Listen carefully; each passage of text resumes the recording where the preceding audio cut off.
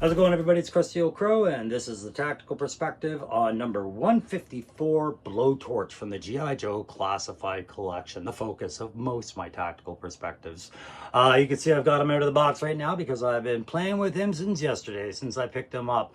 A lot of my friends have raved about this figure, saying it surprised them, or they really enjoyed it, or they thought it was nailed, you know, really good. I grew up in part of that. I was there in the 80s, growing up, collecting from wave 1 till about 87, 88. I had Blowtorch, and he was not one of my favorite characters. It was the color palette. It was the idea of having a flamethrower soldier when, you know, my uncle explained to me the Geneva Convention made the flamethrower something you don't use against living people. So I kind of questioned his role in my G.I. Joe. So today, on the tactical perspective, I'm still going to approach this guy like every other Joe Cobra figure I get and give him the full breakdown. I'm going to look at the accessories he comes with. I'm going to look at the buck and what stands out about all that, whether it's a good or bad. Give you my thoughts on that. I'm going to give him a good look over that kit, even though we've seen flamethrowers and flame effects before. It's worth noting. And then I'm going to bust him down to some grades. I'm going to give him a tactical grade. I'm still going to give him a play grade, and I'm going to give him that je ne sais quoi grade, though. I don't know what's going on, but there's something special, and I'm going to mention it here. Grade. All right? But on top of it all, I'm trying to identify what is his role in G.I. Joe right now, because it ain't killing Cobras. So what is it? So I'll explore a few things that maybe he can be cut loose on a little bit. But I'm going to start it all off the same way I do every other tactical perspective. You know, you're going to get that quick little glance at the box. We'll talk about that background for a second. I'm going to chime in here. We've seen bridge layers, we've seen tanks, we've seen sky strikers, we've seen all sorts of bases and everything. Guys, this is all property that Hasbro owns. They can AI the crap out of the back of the box. It's all their own intellectual property. They can use it as see fit. That doesn't necessarily mean it's a clue they're repeating. It's just free prop making for them that they don't have to pay out so much for. So that's my theory on it. I leave it at that. They want you to pay attention to the mask and the fuel tanks there, and you can see he's posed flaming while the bridge layers, for some reason, going head on against a wave of Cobra troops. All right. QR code and these PCFs, no change. That's enough about the box. I'm going to go into the file card now, which we know is part of my approach to the whole thing. I use it as the law as to whether or not I think this guy's doing his job, or whether or not I thought Hasbro did a good or bad job reflecting this character and some of the nuances that was part of him in the 80s, if they've been able to reflect that, capture that, or grow and expand on that. So remember, guys, if you like the tactical perspective, the alternative perspective, or any other stuff there you do, your likes, your shares, your subscriptions, they matter. It helps the algorithm. I've said it. I'm going to go read you guys the file card now. So as I said, I got this file card that I'm putting up in front of you right now. It's from Hotspot Collectibles. I found that one. Usually I go through 3D Joes, but for some reason they didn't have one that I was able to read as legibly. So, Flamethrower, codename Blowtorch, file name Timothy P. Hannaran, serial or service number, not going to read it. Primary military specialty is infantry special weapons, which this weapon he carries would classify as. Secondary military specialty is small arms armorer. His birthplace is Tampa, Florida, and he's an E4. Blowtorch is thoroughly familiar with all military incendiary devices and flame projection equipment. To Blowtorch, the use of a fire in warfare is a science that predates the bow and arrow. Qualified expert M7 flamethrower, M16, M1911A1 auto pistol. Blowtorch can't sleep unless he's near a smoke detector. Cigarette smoke drives him bananas. He's always sitting next to the exit in the movie theaters and refuses to live anywhere that he can't safely jump out the windows. This is not irrational to him. These are the actions based on intimate knowledge. And there you go, guys. That's the file card for Blowtorch. So to talk about that just a little bit, right? this is a special weapon. It would be something that would have to be signed out and attached to a mission for a specific reason, right? Where, so he would get a qualification. Not every soldier gets qualified on how to use a flamethrower, right? How to sweep a target, what kind of nozzle settings, what mixes, what ratios, all that's got to be learned. That's going to be his job to learn it, right? So what kind of jobs could we see him doing in these days? Well, you know, one of the biggest ones is how the DEA or the ATF or a lot of national militaries, they burn the illegal drug supplies of a lot of cartels and warlords, right? Massive burning operations and burning down assets and things like that I could see him doing. I could see him doing back burning and forest clearing to control the burning of a raging forest fire, you know, burning a swash of wood so they, when the fire hits that swatch, it's already burned out, and maybe that helps take away the momentum of the fire, right?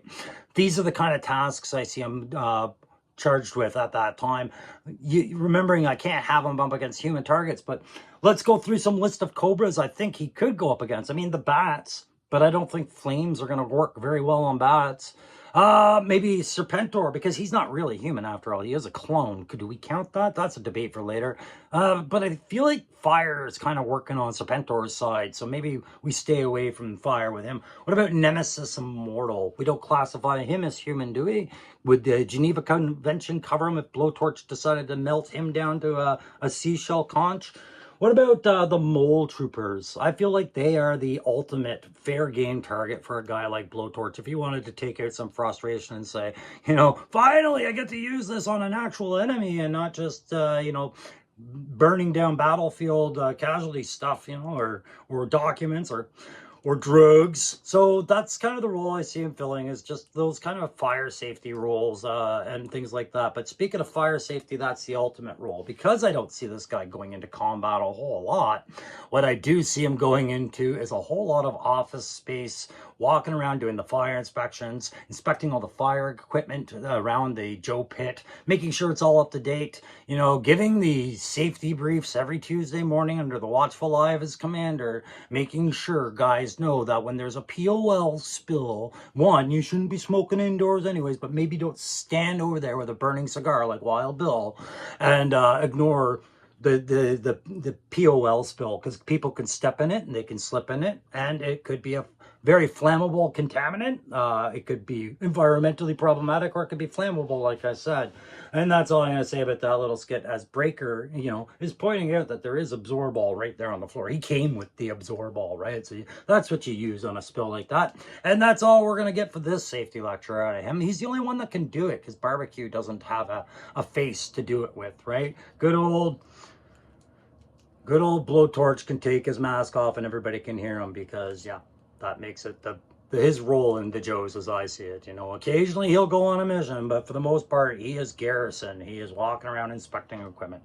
All right, let's talk about the equipment he comes with. He's going to come with his flamethrower, his helmet, and a couple other things. Let's go have a look at it. All right, the first most obvious piece of gear he's coming with is that flamethrower. This is a 3-piece or more operation, right? If we get rid of that, that's 3 pieces. You've got your flamethrower itself, you've got your connecting hose, and you've got your fuel tanks. Now, the backpack, the fuel tanks, is something I had a very big problem lining the hole of the peg together with, because of this second layer. As stellar as this armor looks on him, it did make it real problematic. But if you get it at the exact right angle, it will sit flush and not be a problem. But it took me quite a while to find that sweet spot.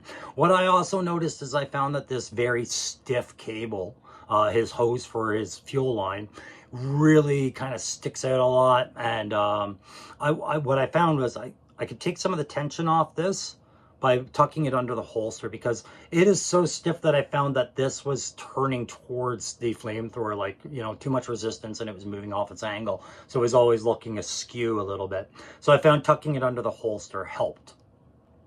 That holster, as I mentioned, it's fixed to a belt that doesn't move off the buck. It is fixed to that soft layer over the hip joints. So you won't be able to move this out of the way, but it holds just your standard little service pistol, which I'll show you in other images. Just something he can defend himself and protect himself with, should he be, you know, doing his job in meat hostels. You can't shoot them with the flamethrower if they're living people, so I guess you need that pistol, eh?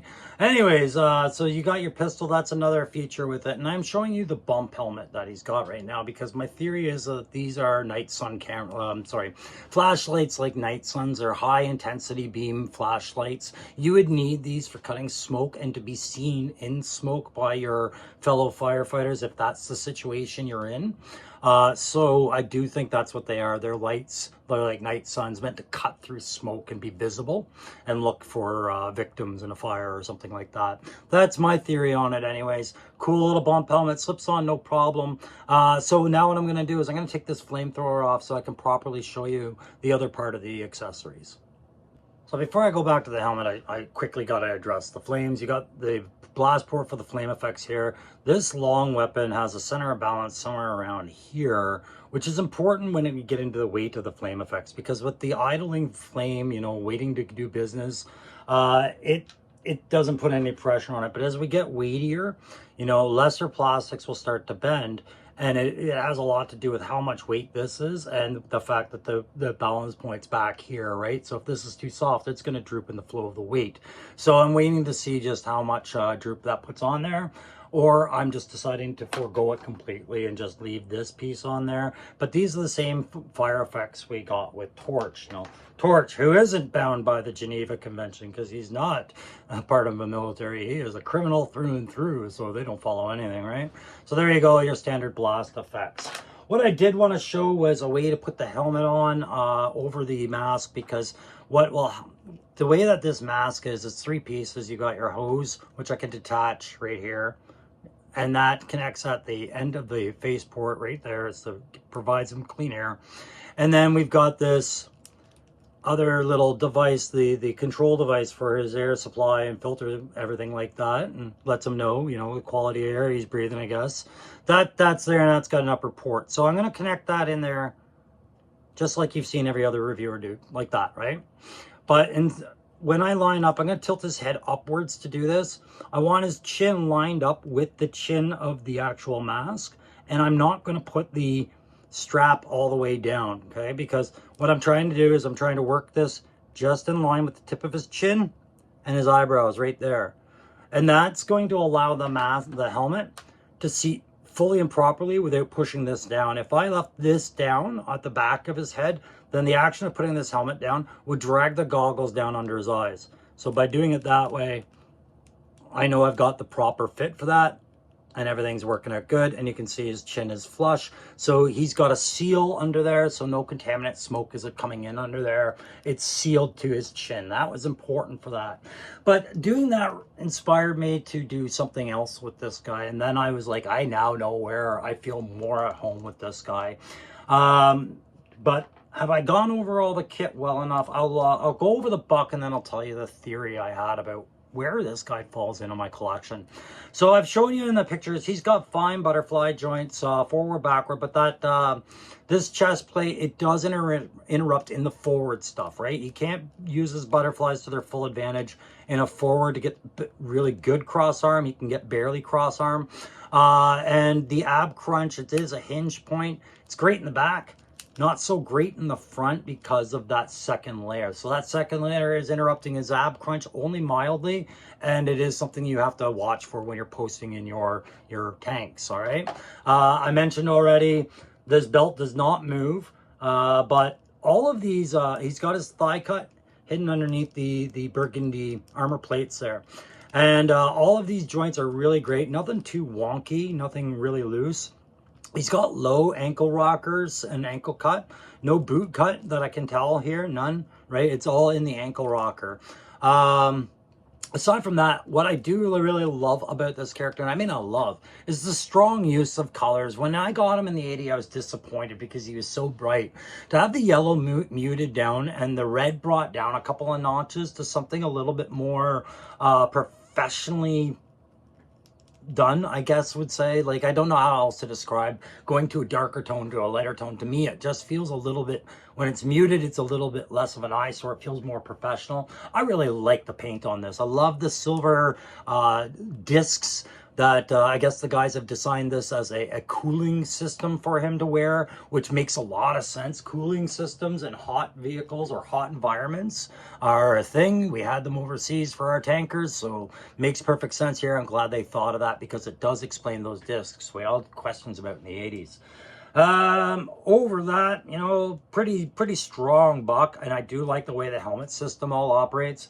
I just am not a fan of the flamethrower because I don't like hose assembly attachments to these things. So I was never really going to be a big fan of his equipment. But I did find a way around that. And I'll mention that after I do the grading, which is going to happen right now. So yeah, it's on a grade old blowtorch here. Listen, on a tactical grade, I've got to look at this guy with a sense of I don't know everything about firefighting, clearly, right? The sci-fi effect of his armor that they had to justify, you know, I think they did a really good job, and it made tactical sense for him to have a cooling system. So I consider the things they said openly about his design. I think his mask and everything with the good chin seal, working with the bump helmet, solid. They gave him some personal protection. This is a guy that I feel good as a commander to send into an environment where maybe he was required to work. And I know that he's got the right gear to do the job, even if the environment turns hostile, right? I'll always feel bad for the flamethrower guys because they got to walk around with instant death on their back. And they, you know, and they've said it in the file card that he is fully aware of exactly how lethal fire can get. So on that tack grade, I'm going to go with a, I'd say a 4.5 out of 5. I'm going to ding one minuscule half point because what I would like to see if this guy is really an emergency duality, like working fire zones and things like this, and smoky environments, wanting to be visible, I would have liked to have seen those helmet flashlights defined better with a bit of paint for sure on the lenses, so we knew what purpose they were serving. And just like with the legacy firefighter, I would like to see some yellow and silver striping on critical areas like arm, leg, ankles, things like that for working in that kind of a hazardous environment, because I'm pretty sure that's mandated safety throughout firefighting.